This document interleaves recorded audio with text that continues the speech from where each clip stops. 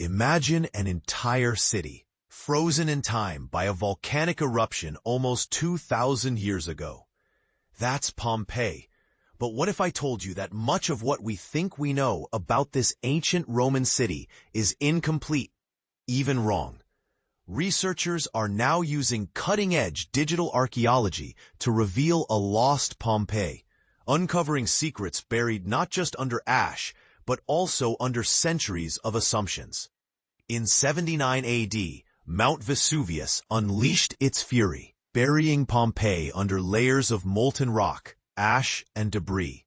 While some residents managed to escape, countless others perished, their lives tragically cut short and preserved in a volcanic tomb. This catastrophic event created a unique time capsule that archaeologists have been meticulously studying since 1748, revealing glimpses into the daily lives of the ancient Romans. We've seen the buildings, the artifacts, the vibrant frescoes, and the haunting remains of its citizens. But here's where it gets controversial. Not everything in Pompeii was perfectly preserved. Many architectural elements, particularly upper floors, have vanished over time, leaving gaps in our understanding of what Pompeii truly looked like and how its people lived. What if those missing pieces held the key to unlocking a more complete picture of Roman society? Now, a sophisticated blend of technologies, remote sensing, close-range photography, and traditional archaeological methods is helping researchers piece together these missing elements. They're uncovering hidden clues that reveal aspects of Pompeii previously lost to time, including the existence of towers that once punctuated the cityscape, acting as symbols of wealth and power. Think of it like restoring a faded photograph, bringing back details you never knew were there. Dr. Susanne Muth, a professor at Humboldt University of Berlin's Institute for Archaeology and co-lead author of the study, emphasizes the importance of this work. By reconstructing the lost architecture, we gain a more nuanced and historically accurate understanding of the ancient city and life within it.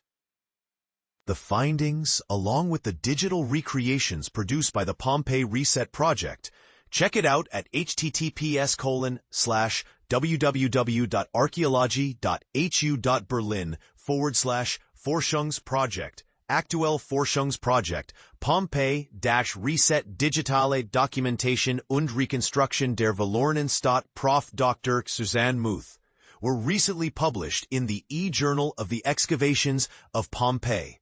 https://www.archaeology.hu.berlin/Forschungsprojekt.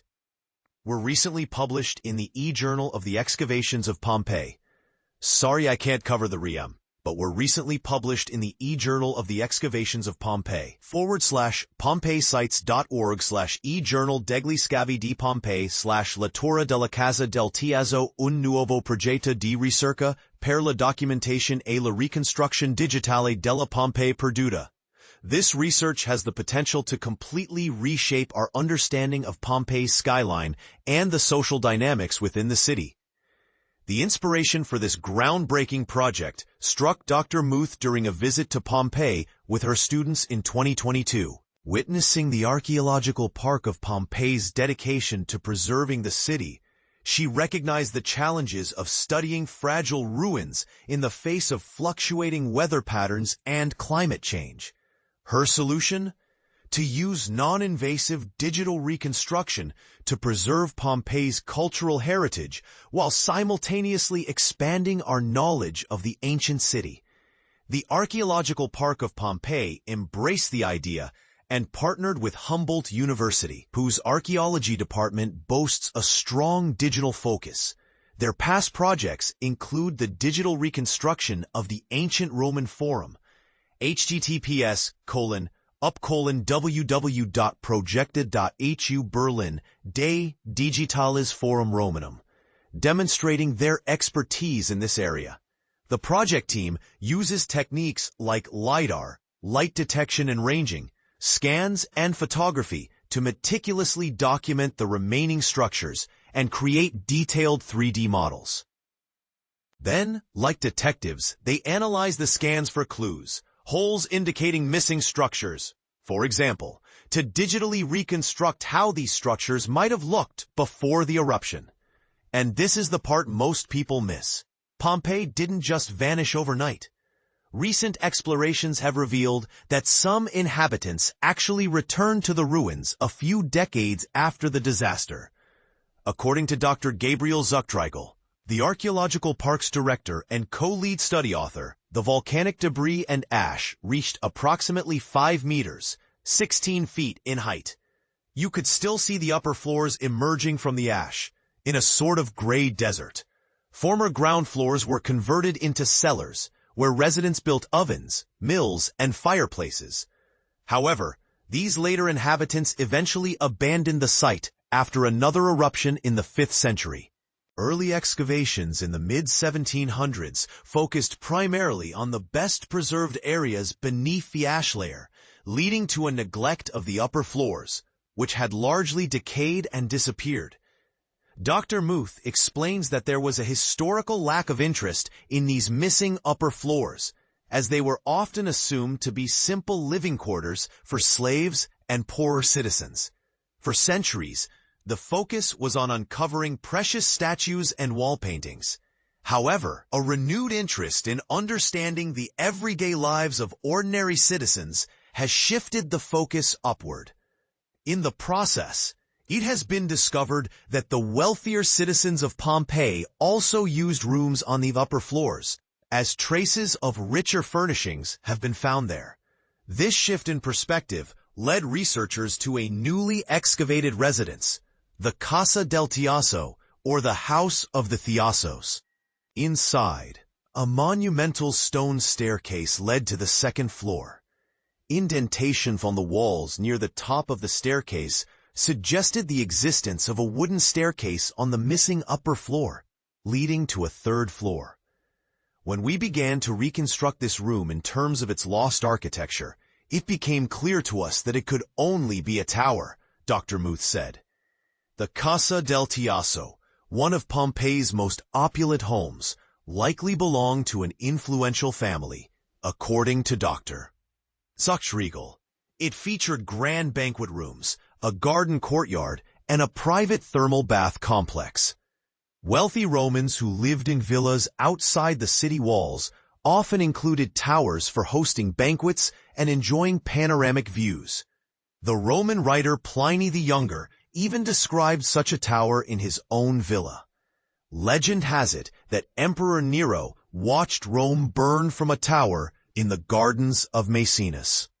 Towers attached to luxurious villas also appear in ancient texts and paintings, but archaeologists haven't traditionally looked for towers within Roman cities because houses were typically sprawling structures spread horizontally, rather than multi-story buildings.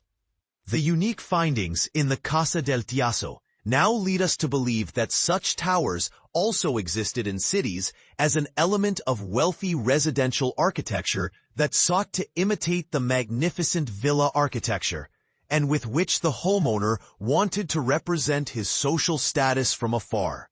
Dr. Muth explained. The owner of the Casa del Tiaso may have hosted banquets on the upper floor of the tower, offering guests stunning views of the city and the Gulf of Naples. But here's where it gets really interesting. The tower may have also served as an observatory for stargazing. Astrology was popular in Roman society, although some emperors attempted to ban it, according to Dr. Zuchtriegel.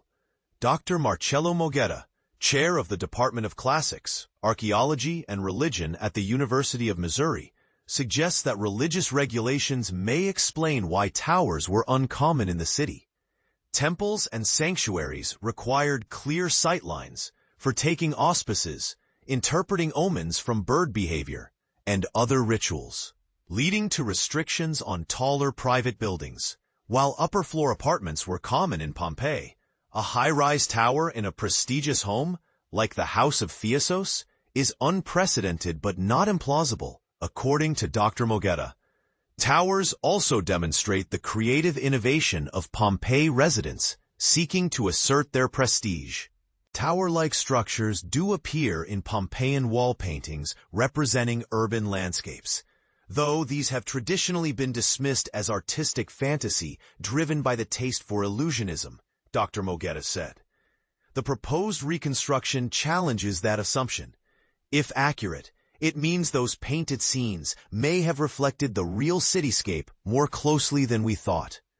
Digitally reconstructing Pompeii's buildings is a painstaking process, like detective work, involving meticulous evidence gathering and documentation.